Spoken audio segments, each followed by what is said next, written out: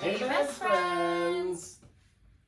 Well, Neither one of us did it. Hold on. yeah, I was waiting for him. He was waiting for me. I've got to get my notes back up. Okay. I lost them. Welcome back to Truth Be Told. We're a little bit off today, apparently. Today we're diving into a topic that so many people ask us about, and that is how we left the traditional 9-to-5 grind to work for ourselves, what it's been like working together. Yeah, we're going to get real about the highs, the lows. Not everything is all sunshine and rainbows. And we'll be talking about exactly how that worked. I want to remind you while you're sitting here, the first thing you should do, go ahead and share this to somebody else who needs to hear something about this. That's really... We really need you to subscribe. We also need you to review our podcast. Yes, a lot of you are listening and you're telling me you love it. I'm going to keep yelling at you because you're not being a good friend, okay? I need you to go give me 5 stars. You like me. You really like me, okay? Like me. Look, that's how we help each other in life. Boost each other. It doesn't hurt. It doesn't cost you anything. It doesn't cost you a bit to thumb this thing up. We are going to talk a little bit about me leaving my job of 8 years and, break down how the transition of him working with us worked. Like, that's what the whole episode is about. So if you're thinking about leaving your job to work for yourself, or you and your partner are wanting to work together, this would be an episode for you. Yes. So let's start, and this part isn't in our notes. Let's start with the first thought or idea that maybe you could leave your job, leave your stable 9-to-5 job, and go out on your own, basically. Yeah. Well, backstory is I am 39 years old and I've had a lot of jobs, like over 30 jobs in my life.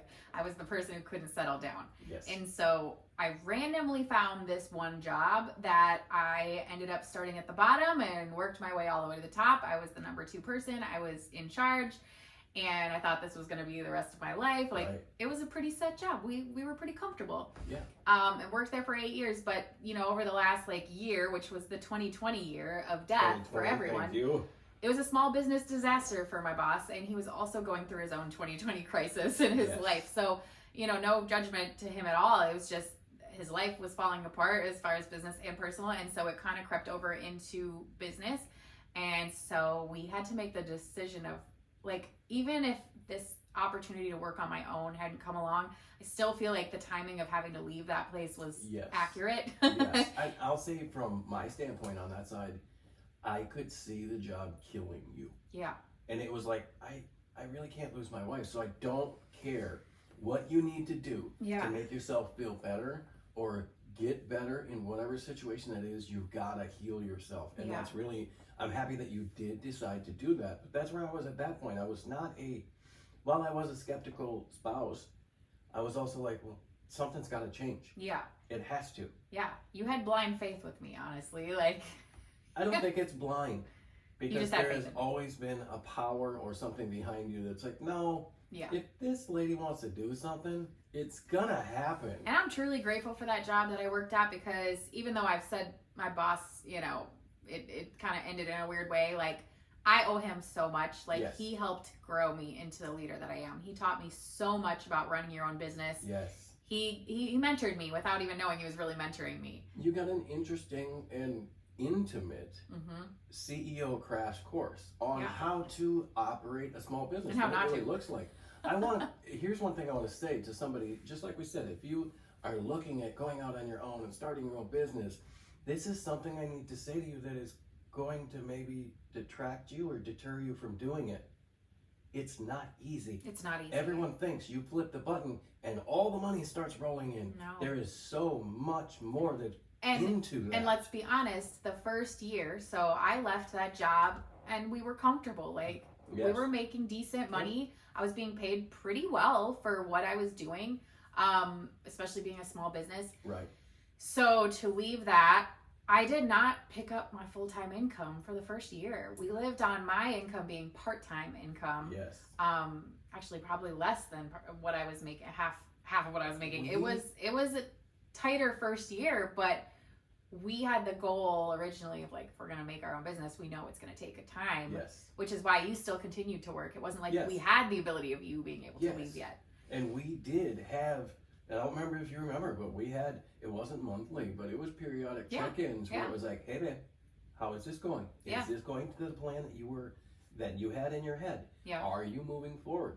We had benchmarks. Yeah. There were levels and ranks that you needed to meet or maintain. Yeah. That we were like, hey, this is how this is going to happen. And that's the point, like, where a lot of these women get in these little side jobs, side hustles, and they don't tell their husband, or they just do it for fun or whatever, and they just expect him to come along for the journey. And it's like, you didn't invite him in the very beginning to work it out with you and like set goals together. Ooh. So I don't know why you think you're just gonna be like, come to my dream. Like, we did this so together from the very get-go. Even when I was with the first company doing online business, I was like, can I buy this? Okay. And then it worked. And I was like, can I join this company? Okay. What does that mean? And then we started there with the 3 to 5 year vision plan. And I really think people who might be thinking like that initially, well, I don't want to tell my spouse. You know why? Because you fear that you're going to fail. Mm-hmm. And he's going to judge you. One key to absolute failure, almost every time, 100% guarantee, is lack of support. Yeah.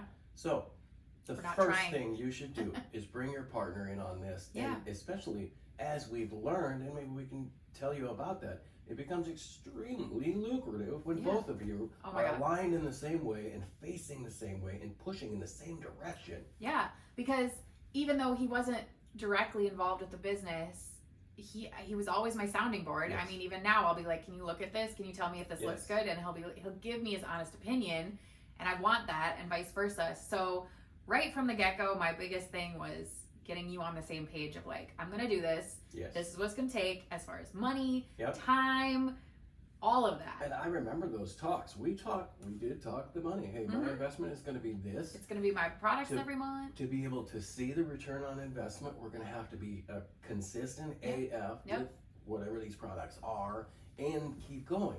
I'm gonna need you at times when I don't feel good enough to do that, to hold me up and help me. And I personally was never a social media guy. No, I could care less about it. But I knew if my wife was going after something and I wanted to show the least amount of support I could share her thing. I could do those things. So if you're a spouse listening to this and you have a spouse trying to be something on their own, like, just be supportive. Like, it's not going to hurt you to be supportive. It's going to help them in the long run. I don't think that I could do any of this if you hadn't been super supportive.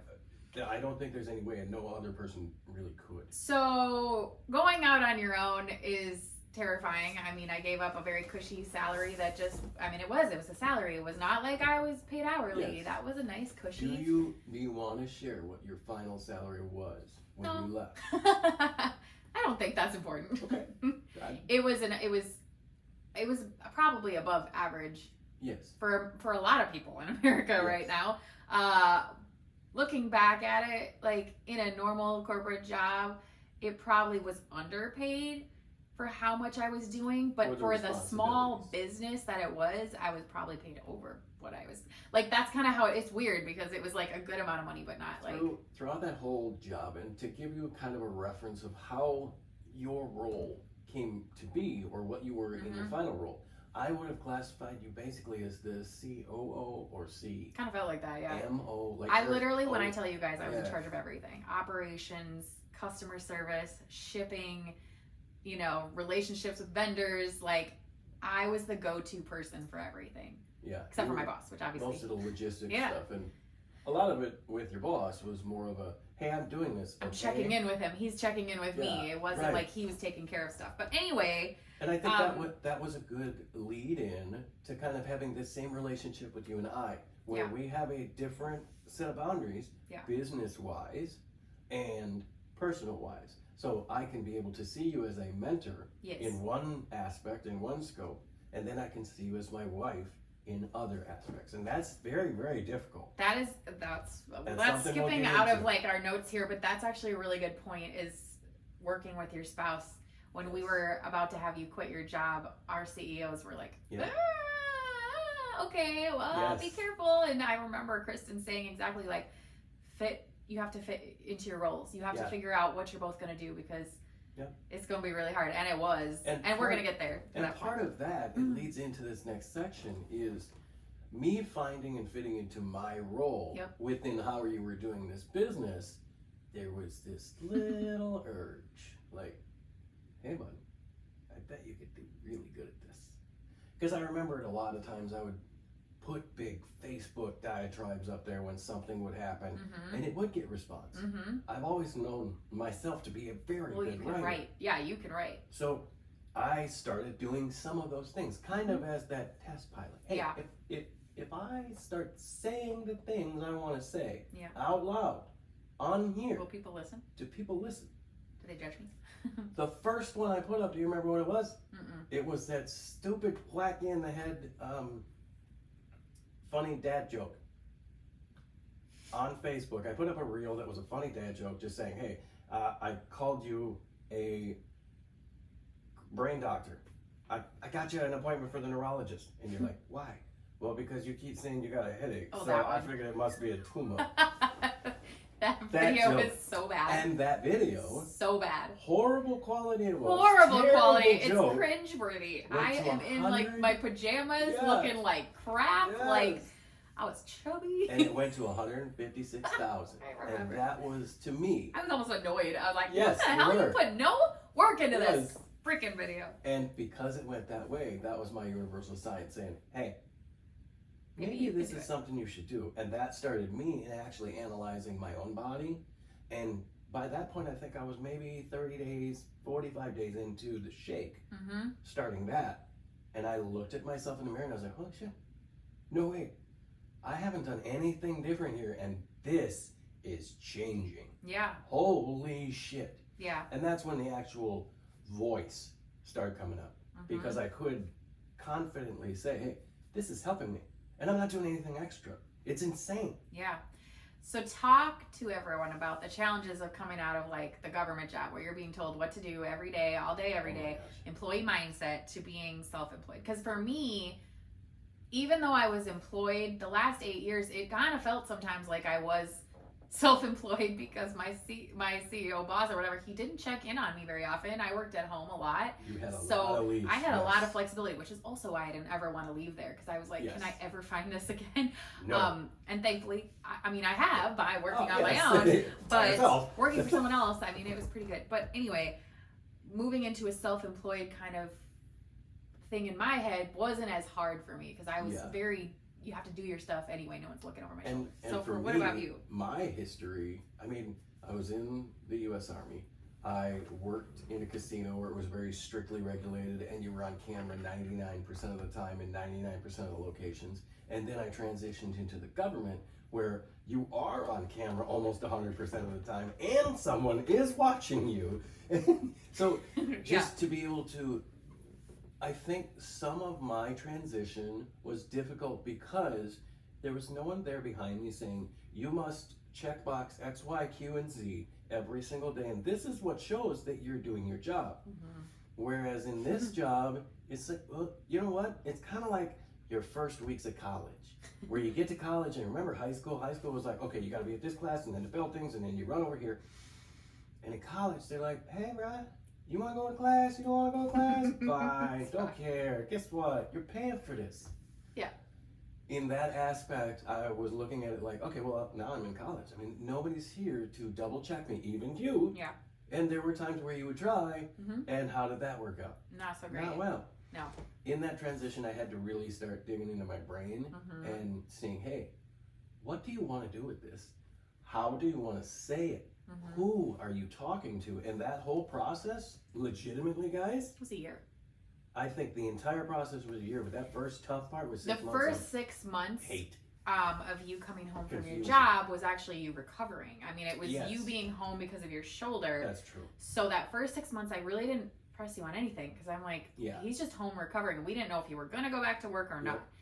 Then when we decided you weren't going back, I would say it's a full 6 months where you didn't really do anything of importance. I was the one working. And it was a little... It was tough. It was tough. Because it was exactly as Kristen and Travis had said.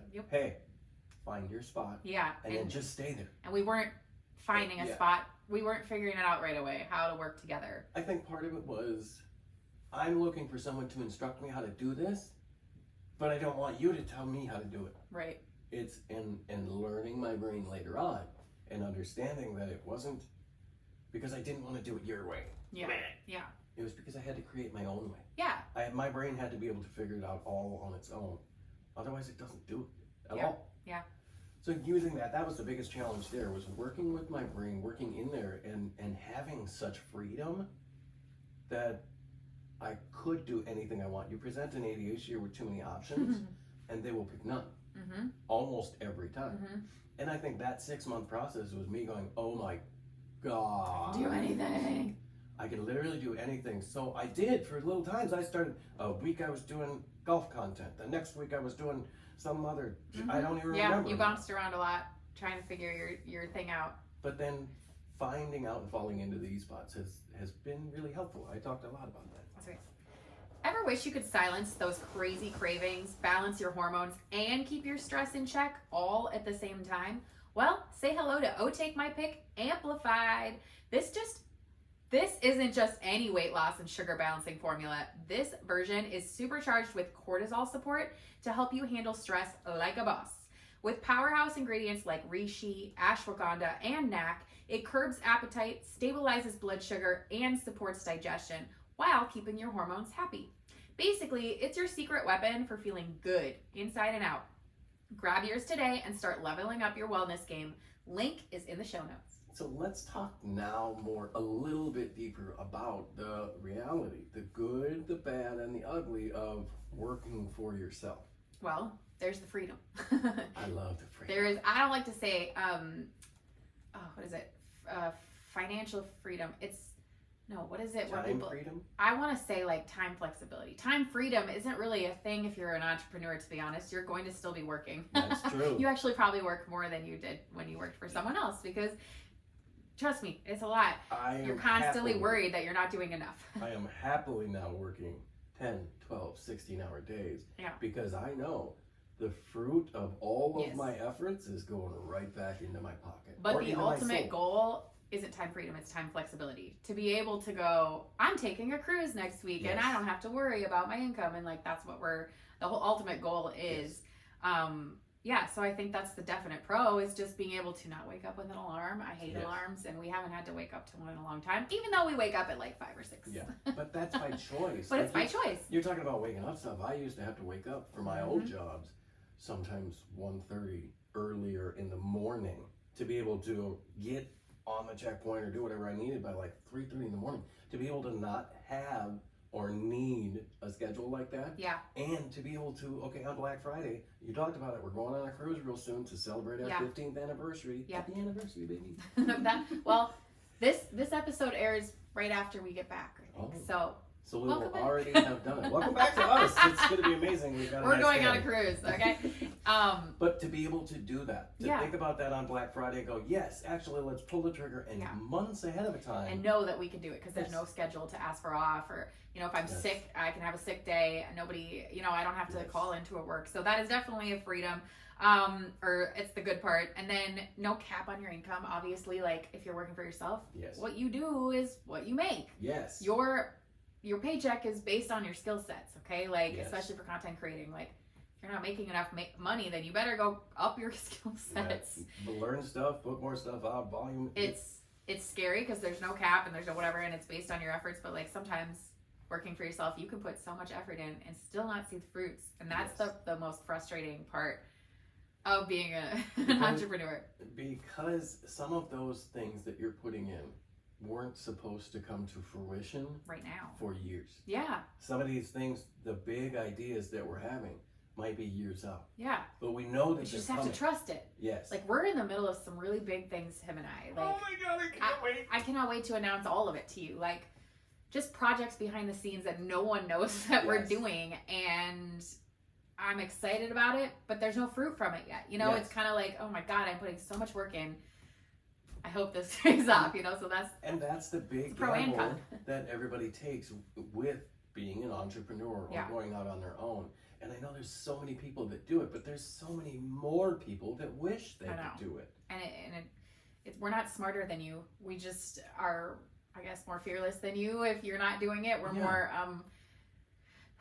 I like to listen to Gary Vee, and the one piece that he said, I think that was him or an entrepreneur that he spoke to, it wasn't that I did something different than you. It's that I did it faster. Yeah. And you know what? That is one thing that I think we've learned, is that if we have a feeling now, trust that feeling. Go for it. Trust that entrepreneurial and go. And I'll say this, like, one of the things I'm trusting myself on is my new account, on my TikTok account. I became TikTok growth expert. And I wasn't going to call myself that. That's not why I started it, but that's what it turned into. And then people started asking for coaching, and I realized, ooh, I have a gift.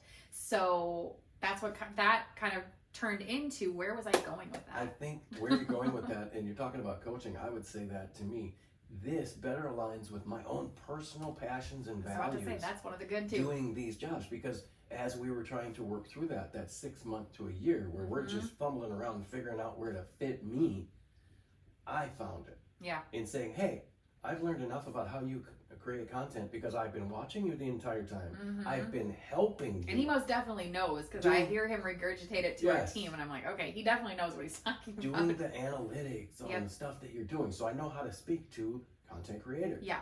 So that was the role that I picked up in there, is that I loved, in the government, my favorite job was running a team. A small team. And 5, I'm like, 10, 20 you people. You handle the team. I'm better not one-on-one with people. And that is using our benefits and our blessings, our strengths and our weaknesses, and we found our roles. But that didn't happen right away. Like, no. It really didn't. So the bad is just no guaranteed paycheck, right? Like, if we don't make money, we don't make money. That's just the way it is. I mean, the economy right now is in a weird spot, and money isn't the same as it was a year ago. And the things we do when it is, okay, right now we'll say it when it might be in one of these down lower seasons, times, is we really focus on, but we've done it before. Yes. And we know the reasons why it's here. The reasons aren't. It's not us. It's not our product. It's not, it's just the economy. It's there the are external algorithm. reasons that I'm not going to let me affect internally. Because my dream, my plan is much bigger than anything that's happening right now. That's the biggest problem with most people when they start a business, is they give up because they hit roadblocks. Y'all, millionaires and billionaires hit a million roadblocks. Yes. They heard a million no's. Yes. I mean, we can't just quit every time we hear the word no. If you want to quit every time you hear say, if you want to quit every time you say no, don't try a damn thing. Just don't do it. Because you're going to fail. You're going to hit so many roadblocks and so many days when you don't want to do this, and you're going to feel like such a failure at times, like, or an imposter, which we'll talk about that. Like, there's just, I'll leave normal. you with this one thing, and I've said it in my coaching with other content creators and things like that. I want you to basically log every no you get, so when you go back, you can be like, fucking told you so. See? And now you're too late. You're gonna hear so many no's on your route to the top, honestly. If you don't, you're not doing enough. Yeah. Another bad part of it is that You're so cute. Look at your smile. So another thing that's kind of like the bad is that it's all on you. You know, if you don't show up, nothing happens. And for me, like I said, I'm a pretty independent person. Yes. I have some non-negotiables. I wake up, I do the same type of thing with my content. It's been so imprinted in my brain. Yes. And teaching others to do the same has been tricky. The difficulty, and you can say it, I mean, it is that way. For a while, it was very much, hey, you should really do this content creation thing the exact way I do it. Yes. It's just exactly this way. And it wasn't until we actually both had the realization this ADHD stuff is not going to let me do it your way. Right. It's not going to. Yeah. So having that realization and pulling into that was exactly what it was. I think some of my part too is the difficulty with, they're all going to see it. They're all going to see it. They're all going to look at it, and they're going to have a chance to laugh at you if you put that stuff up. And guess what? A lot of the people that have talked to me, if they talk to me, either don't respond at all, don't say a thing, or they lurk. They lurk, or they're actually telling you, hey, this really inspired me. Hey, cool. Thanks for doing this. Thanks for sharing. Like, and that was one real key. And I don't know if he listens, but my buddy Scotty, that was amazing. And his minds was one of the ones that I was extremely worried about. I mean, he's basically my brother. So I care what he thinks about me and what he thinks about this journey.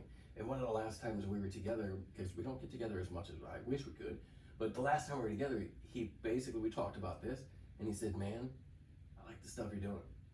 If I had any advice, turn it up. Go harder. That's cool. That's hard. Yeah. So when a negative voice could come to you and say something and they don't, hear it, internalize it. So yeah.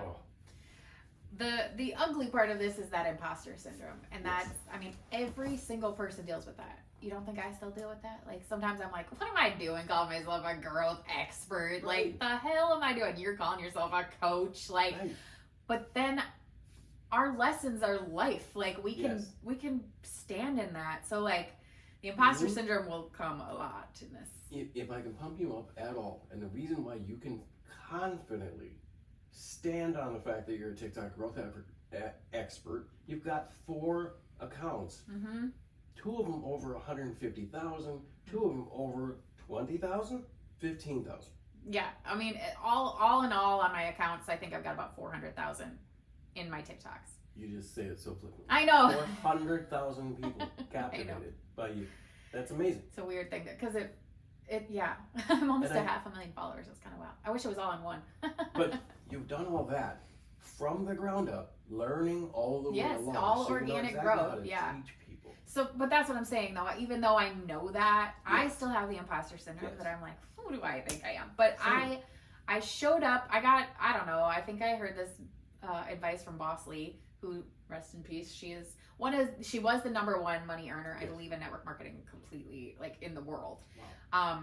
But she passed last year, the year before, and she was called Boss Lee. Okay, her name was Jessie Lee, but people called her Boss Lee. Boss Lee became her persona when she showed up. Yep. I mean, she just decided to be like, I am this person. And, like, I learned that early on when I first started, and I just kept showing up as the person that I was going to be. I am. Yeah, there's the thing that act as if. Yeah. And I hate did that. I don't like it as much. Yeah, but that's what I do. Because you should be act as I am. Yeah, I but am as if, because most of us don't Right. know how to, we're not that person. We're not our highest self versions yet. Yes. Like, I'm not there yet, but like, you are. You can tell yourself you are. You can be it right now. And you don't have to wait. Coming from me with the imposter syndrome, I agree with it because, I mean, at times I was in a piece of leadership within the government. However, I didn't know anything about any of this stuff. And then when we found out, when the ADHD realization happened, and I found out, I was like, wait a minute. I was able to train people to use their brains to make sure nobody was threatening. I for sure can teach ADHD people how their brains work because I've learned it myself my whole life. Yeah. I've been trying to investigate and find out what the piece to this puzzle was my whole life. And to have it set in front of me, whoa! Yeah. So then you can now confidently talk to other people and share what you've learned. Not just can, I have to. You have to. I have to save some people. Yes. Most people are running around there just raw dogging life and they're just scared. It's horrible. So now we can talk a little bit about working together as a couple. And we kind of address this, how our roles naturally evolved, like who does what, strengths and weaknesses. I think we kind of covered that. But now, here's what I'll say about that too. Okay, we're a husband and a wife team. Yeah. So that means our home still must run. So there are definite times where our traditionally gender specific roles, they're in flux. I can't tell you how many times, and I love this. We make a meal. We've been making a meal together. And it's basically, we're just having a dance around the whole kitchen and we're making a meal. We eat, have a nice conversation, maybe watch a show, get done with it, and the first thing we do is that same dance. All right, I'll pick up this stuff, I'll put that in the Tupperware. We're very teamwork. We are. Sometimes. Very much Sometimes it's I cook, you clean. Like you clean up or vice versa. But yeah, I would say about 50% of the time we do it together and it's very like, we don't even have to say, hey, I'm going to start this and you go over there and finish it. It just kind of happens. But you're right to say about the roles thing, I think, because when you were working full time and I was just home, it was expected more for me to do more around the house. Even though I was working, like, it was still, like, I'm here more. So I didn't mind that. But as soon as we became full time together, it was like, no, we're in this together. Everybody, you make the trash, you make the laundry, like, you're going to do it too. That old iron, all hands. And I know we're not, I know we're not talking about business in this part, but like this part still matters in your life. If you're going to be entrepreneurs together, You got to figure out the outside of. Your business cannot run if your outside personal life is a mess. Yeah. It's not going to happen because you're going to get distracted or look at stuff or just give up. Some of us with this brain type will look at all of these problems and go, I can't do one thing, so I can't do anything. And that leads to a day, a week, a month of... And if you take a day off of your business, that's like taking a week off. If you take a week off, it's like taking a month off. Yes. Like, if you're on social media, because you're just losing momentum. And so I think that's great to say for any business. Yeah. If you are not putting in at least your 99.9% effort. Yeah. Because you do get 1% if you don't take a break. Yeah.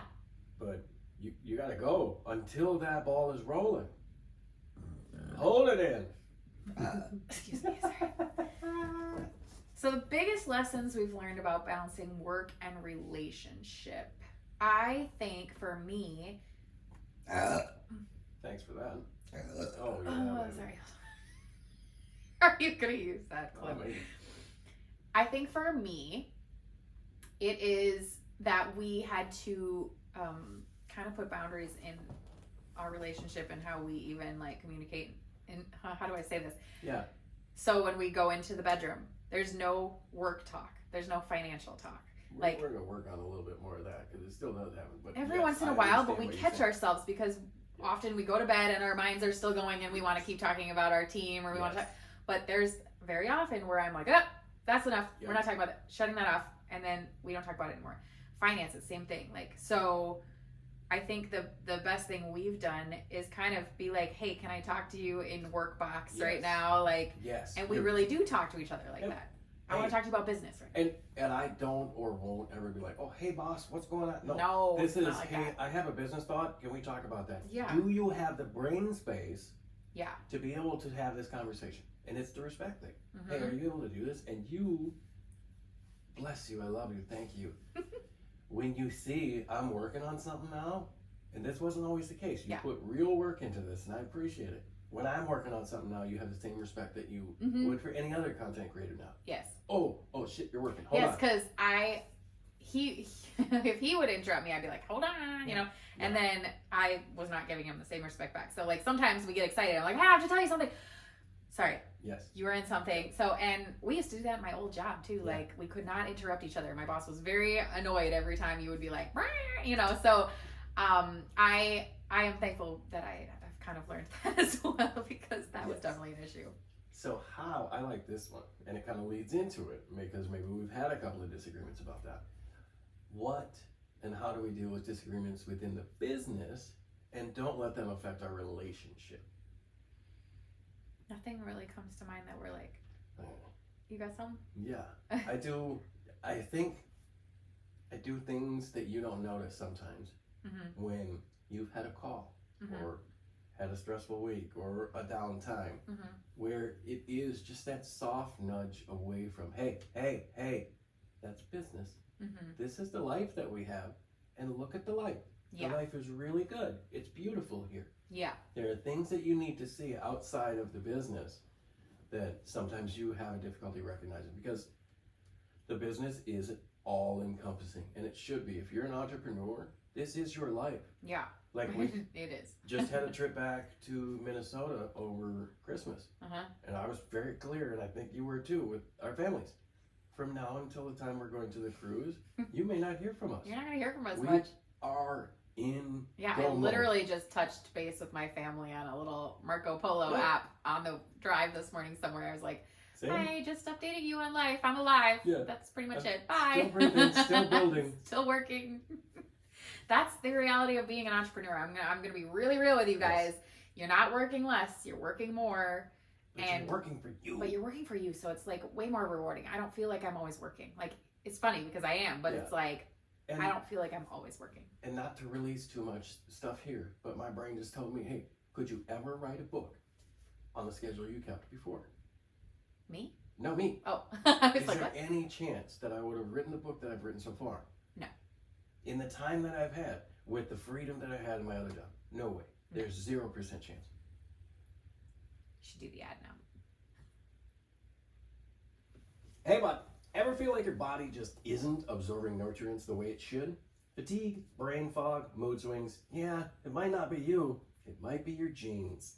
If you have the MTHFR gene mutation, your body struggles to process key vitamins like folate and B12. That's where MTHFR Gene Hacker comes in. Packed with the methylated bioavailable nutrients your body actually knows how to use. No more second guessing your supplements, just real support for energy, detox, and overall wellness. Ready to hack your health? Take that MTHFR Gene Hacker now. Your body will thank you. Get that at tbtwithknd.com. Let's get back to the show. So, not 5. Yeah. All right, let's talk about tips for anyone who wants to quit their job and work for themselves. Ooh, I love giving tips. No, hang on before I read this. Just the tip? Just seeing what it says. Start before you quit. Build income streams while still employed. Okay, so... Oh, what? I was going to say it. You want to say it? I'm going to say it. We're going to say it. Who's going to say it? The number one rule, and I hope people would tell you this before you ever even thought about going out on your own. You got to have a war chest. You must have some savings and things worked up, because guess what? Shit's going to go wrong. It's 100% guaranteed that something will not go exactly how you planned it. Yeah, I would not. If you're like listening to this, you're like, okay, this sounds amazing. I'm going to go quit my job tomorrow. If you haven't even started, do not even consider that. No. Like, I've had people quit their jobs to do this with me and my team, and I'm like, you haven't even made a sale. What are you doing? Yes. Like, don't do that. Don't rush this. Give yourself time to build. And if you work full time and you want to do a side gig, then start doing some side gig stuff. Start learning content skills now. Yes. Start doing some things now that are going to work for you later when you can quit. Studying content creators right now is free. If that were the business you were going into, I mean, that's just facing, because that's where we work. I mean, I started in the social media in 2018, 2019, before leaving. Yeah. So I was in it for 2 years before and building some skills and stuff. And even for me, I was maintaining that good, solid, stable government paycheck coming in until we both had the confidence where we could say, yeah, nah. Mm-hmm. The old job is no longer serving me or my soul, so we need to move on. You also need to have a plan, but you need to be really flexible, because life changes on a dime. Yes. And I mean, where I started with the business is in a different spot right now with the TikTok growth thing. Like, I'm being adaptable and pivoting and following the trends. And you must be a master pivoter. Yeah. In not just this business, but in any business. Any business. Because again, like we said, shit's gonna go wrong. Yes. Life is life, and things are gonna come up that are unexpected, and you need to be able to pivot either away from, or into whatever this is, because you've got to be able to recognize too when that pivot is something that says, no, that's a slam door, that was a bad option, you shouldn't do that. And that comes with the next point, the mindset shift. Okay, as an entrepreneur, you gotta be really strong in your head. Yes. Like, you cannot be fragile, emotional. No. You have got to think clearly. You have got to pour into yourself. If you want to be a boss, an entrepreneur, then you better go listen to some self, help stuff, or just follow Mel Robbins or Lewis Howes, or these are just some people we love. Those two are my favorites. And that is one thing when I'm digging into the coaching with some of these guys, when I can tell, hey, you're kind of low. How's your personal development time? Are you pouring into yourself? Mm-hmm. No. Okay, well, maybe we should start back with that, because that's where it's going to start. Everything starts with your mindset. Mm-hmm. So if you're not working on it, you can't. And, if you're responsible for you and you only, and like, you have to have the strong mindset of knowing that you can do this like every day. You have to push yourself and have that discipline, but you also can't do the comparison game at all. I don't know what business you're going to try to do, but in our business, it's a lot. You could compare yourself to every single leader who's doing something. Like, why am I not? You cannot do that. No. Cannot. I like this next one. And we already talked about pivoting, but this is pivoting in a different way. Mm-hmm. It's like, okay, I had this great idea. Man, it failed. Okay. Well, are you dead? Do you have no other ideas? Right. If that one doesn't work, create another idea. Yeah. Go back to work. I can't tell you how many times we coach our team where they start out with, well, I'm going to do gut health. And then 3 months later, they're like, this isn't feeling like me. me. And you're like, well, what's you? And then they share it and you're like, well, of course that's more you. And then all of a sudden they shine. Yes. We had somebody doing more like greens and stuff like that. And now she started moving into ADHD because that's her passion. Yes. And now you can see it. Skill sets have changed. Her energy has changed because she's doing something she enjoys. So maybe you have a plan now, but allow it to pivot and change. Yes. And working with your partner, communicate like crazy. Clarity is going to be key. That's one of the things that in the first, I would even say years, we would go through a short cycle where you'd work very, very hard. I'd feel neglected. Mm-hmm. We'd have an outburst, and then we'd roll back through that cycle. Yeah. I think the way we have been able to conquer that is the communication, is being able to say, hey, that hurt. Yeah. Or something like that. Hey. Yeah. But also being open to being like, hey, I need your attention. Can you put your phone down? Like, this is a serious thing. Yes. And being open to allowing that with each other, I think is important. So and check in with each other. Yeah. I to an annoying degree. He checks it too much. You good? I love you. You don't need to check in every hour. Are you good? And I don't know who needs to hear this, but if y'all are working together, it is probably crucial for you to spend some time alone. Get away from your business partner and your love partner, just for a little bit. To have hobbies outside of each other. Your identity cannot be so tied into them and the business that you don't have one anymore. I have a feeling a lot of people think that we're together too much, and we are together a lot. But one of my friends said one of the things she does love about us is that we are independent from each other, where you do go golfing for an entire day and don't talk to me. And when we are away from each other, even for a week or weekend, we don't text that much. No. Because we both respect that, hey, you're on a vacation, you're having a trip. You're on an experience. Yeah. And I want you to experience it. Yeah. I'm not going to get in the way of that. No, I think too many couples are offensive. not. They're scared that the other one is going to do something or whatever. So they just check in on each other. And I don't have and I guess I can understand that, but to those people I would say, then you guys need to communicate better. Yeah, right. Because I know for a fact, and I'm sure you do, 1,000,000%, if I went away for a week, you don't have any worries about anything that's happening there. No, neither not at all. Because I know what places you're going. I know the people you're with. I'll probably sit on the couch most days. Right. That's probably it. Well, so looking back, would we do it all over again? And I would say absolutely 100%. 1,000,000%. I wouldn't change really anything. I feel like I've done it all right to the best of my abilities and my skill set so far. And I think what we're creating right now is even better. And everything we've done in the last 5 years has gotten us to this point. I would say 100%, because there hasn't been a single time when we've been out on our own, working the way we want to, with the values we have, that I've ever felt grimy, gross, greasy, like I was trying to steal somebody's money. Yeah, no. Every time I've talked to somebody and asked them for a sale or asked them for this coaching stuff, it has always been, hey, I want to better you. That's my first goal. I should be compensated for it because I'm pretty fucking good at it. We're getting there. We're getting there. And we'll get there. So if you feel called to do this, don't ignore that voice, guys. Listen to your gut. If you have been thinking about doing something on your own, start looking into it. Just start looking into it. That's all you got to do. Start taking the first step, because it's not easy, but it's possible. And it's not easy, but I guarantee the first steps to most of these things are easy. And that sometimes will create the momentum that will build the monster, that'll build the empire that you're trying to look for. Yeah. All right, guys. I would love if you would share your biggest takeaway from this episode. We really do want to hear from you. I know we keep saying that, but we really do. Find us on Instagram, TBT with K&D, or I'm sorry, Truth Be Told with K&D. Is it TBT? Look us up on Instagram, TBT with K&D. Okay, it's all linked in our show notes and everything too. And give us some comments about leaving your 9 to 5, or DM us. Yes. Share this episode with a friend who's dreaming of quitting their 9 to 5.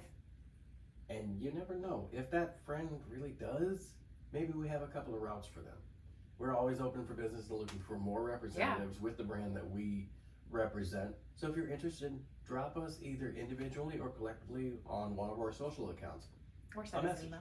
Yeah. All right, email guys. is probably better. Probably. All right, we love you. We love you guys. Bye buddies.